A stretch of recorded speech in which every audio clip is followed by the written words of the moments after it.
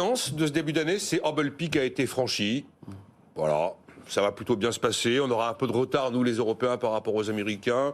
Bon, en France, on va avoir un petit rebond d'inflation, là, avec le bouclier tarifaire version 2 un peu moins généreux, la fin des discussions entre distributeurs et industriels à la fin du mois de février, qui entraînera une hausse des prix de l'alimentaire au mois de mars. Mais vous allez voir, allez, en mai, juin, tout ça, c'est un mauvais souvenir.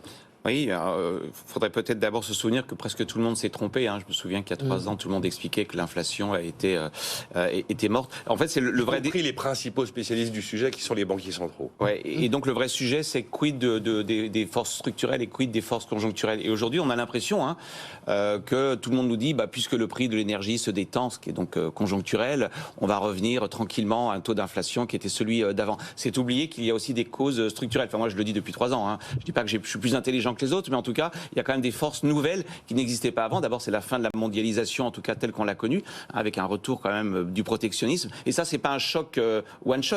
Le protectionnisme, c'est quelque chose de rampant. Et donc, forcément, si vous avez un monde plus protectionnisme, ça fait monter les prix. Il y a des études très intéressantes sur les États-Unis, sur l'impact sur le CPI, sur l'inflation de taux d'ouverture à la Chine. On voit bien que tout ça, ça contribue à faire de l'inflation. Et puis la transition climatique. Moi, je l'ai toujours dit, la transition climatique, c'est pas un choc temporaire. C'est un choc, on en prend pour 20 ans, 30 ans, et ça fait structurellement monter les coûts. Si ça fait monter les coûts, il y a bien un moment ou l'autre où les entreprises vont devoir répercuter tout ça dans leurs marges progressivement. Donc moi, je serais plutôt d'avis, je ne suis pas spécialiste, je ne suis pas prophète, consistant à dire que l'idée que l'inflation va revenir à 1,5, 2% comme on l'a connu avant, c'est peut-être quand même un petit peu discutable. Je ne dis pas que j'ai raison, je dis simplement soyons modestes. D'abord, on n'avait pas prévu ce qui est arrivé, et secondement, il y a quand même des forces structurelles qui nous permettent de dire qu'on est dans un monde plutôt structurellement inflationniste. Tiens,